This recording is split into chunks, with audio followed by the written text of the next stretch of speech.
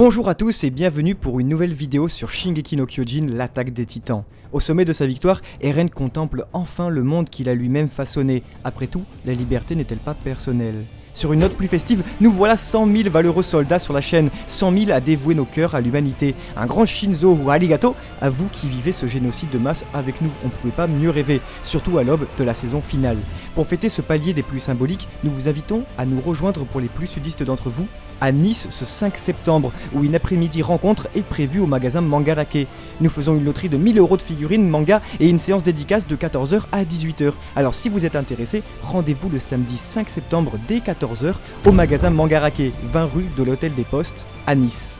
En attendant, nous aimerions vous mettre à l'honneur dans cette vidéo, car si nous vous avons présenté nombre de nos recherches, nous avons été touchés par l'une des vôtres. En effet, depuis notre analyse du chapitre 131, vous avez été très nombreux à nous envoyer vos recherches sur l'ending 4 de l'attaque des titans, Requiem der Morgenrot, Akatsuki no Requiem, qui semble complètement, et cela dès son titre, raconter la fin de Shingeki no Kyojin. Comme nous n'avons pas vu le sujet traduit en vidéo jusque-là, nous nous sommes lancés dans un décryptage complet qui révèle à n'en plus douter comment le manga L'attaque des titans va se terminer. Attention, de par les éléments qui seront présentés dans cette vidéo, il y a de très fortes chances que son caractère puisse vous spoiler. Fin du monde, mort des protagonistes et deuil à l'aube d'une humanité renaissante. Vous êtes prêts ? C'est parti.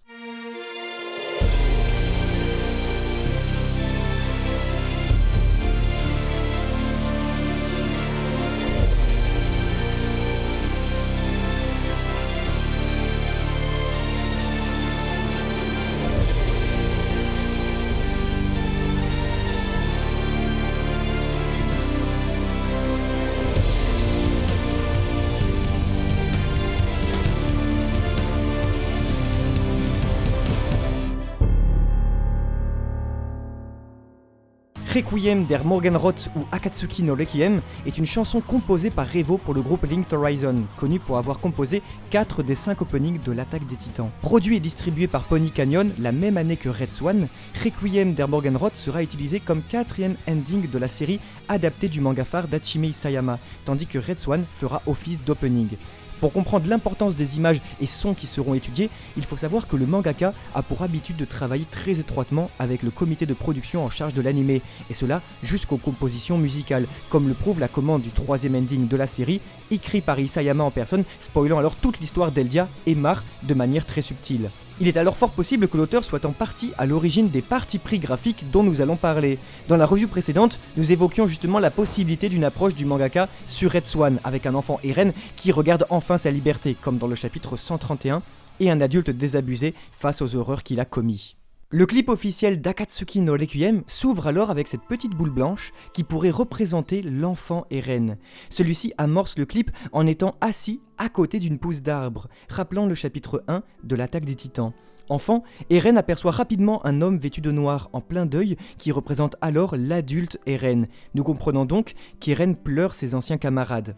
Le plus surprenant est que l'enfant Eren et l'adulte Eren sont absolument les seules personnes dans le monde, alors que les tombes attestent bel et bien qu'il y avait des gens avant eux. Pris de pitié pour son lui adulte, le jeune Eren suit l'homme endeuillé, exactement comme dans Red Swan, commandé donc la même année, et traverse ce qui semble être la scène rêvée d'Eren, un monde futuriste qu'il a façonné lui-même, son extérieur personnel, bien que le chagrin semble être encore plus fort que tout. Nous percevons également qu'Eren a une jambe en moins, exactement comme dans son infiltration à Mar. C'est finalement arrivé chez lui qu'Eren est accueilli par ses enfants, ceux d'Historia, pouvant coïncider donc avec la case finale du manga révélé par Isayama en personne, possiblement Eren tenant son enfant et lui disant « Tu es libre désormais ». Le jeune Eren touche alors son lui adulte pour le consoler exactement de la même manière qu'Historia avec Eren, et voit alors ses souvenirs, à nouveau exactement comme dans l'attaque des titans. Révélation choc, le jeune enfant comprend avec effroi que c'est Eren qui a tué tout le monde et ses amis compris. Plus fou encore, dans les souvenirs, Eren déambule dans le grand terrassement et les horreurs commises dans le chapitre 131, à savoir le génocide mondial, expliquant pourquoi il ne reste plus qu'Eren et sa famille dans le clip. Nous pouvons constater qu'Eren est partagé quant à l'idée de décrocher sa flèche, traduisant les regrets avoués à Ramsey. Comme dans le manga, Eren contemple ses futures victimes toujours vivantes. Pendant le grand terrassement, un groupe de valeureux papillons tente d'empêcher Eren, seulement en vain, et finissent par mourir. Alors l'alliance d'Armin, Mikasa, Reiner et tous les autres ne réussirait pas à vaincre le chasseur. Enfin, et comme si ce n'était pas suffisant, c'est après avoir vu les souvenirs du futur qu'Eren se réveille adossé à son arbre près des fleurs. Difficile de faire plus explicite pour évoquer le rêve du futur Eren enfant dans l'épisode 1 de la série. Si vous trouvez que ces coïncidences graphiques sont plus que troublantes, attendez d'entendre les paroles qui vont définitivement vous spoiler la fin de Shingeki no Kyojin. Le clip s'ouvre avec ces quelques mots. Pourquoi le ciel et la terre sont séparés? Le monde est beau mais aussi très cruel. Présentant le petit Eren à ce moment précis, ces paroles font donc écho directement aux souhaits d'Eren qui rêvassait en regardant le ciel lorsqu'il était enfant, tandis que la seconde phrase fait référence aux paroles directes de Mikasa.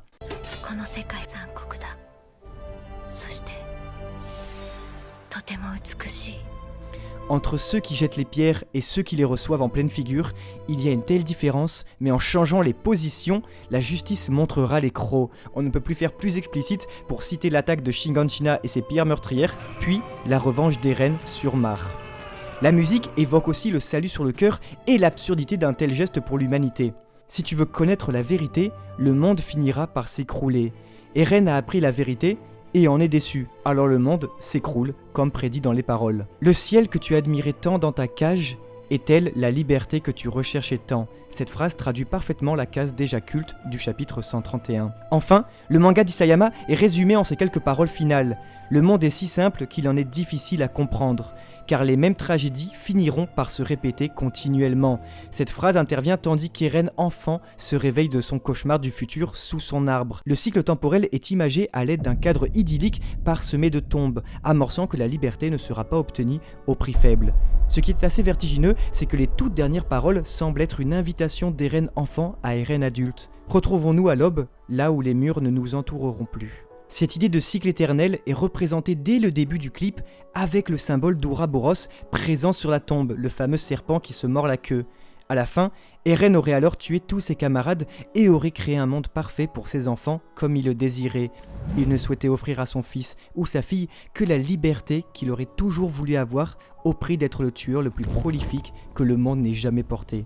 Bien entendu, tout cela reste très théorique, mais toutes ces ressemblances sont plus que troublantes. Enfin, c'est dans la description du clip posté par Linked Horizon sur Vimeo que nous pouvons lire une phrase reliant curieusement le clip à la fin du manga. En effet, qu'il s'agisse de l'histoire décrite dans la musique ou de celle de l'attaque des titans, il nous est indiqué « Nous espérons que chaque spectateur comprendra la vérité cachée qui apparaît au fur et à mesure que l'histoire avance ».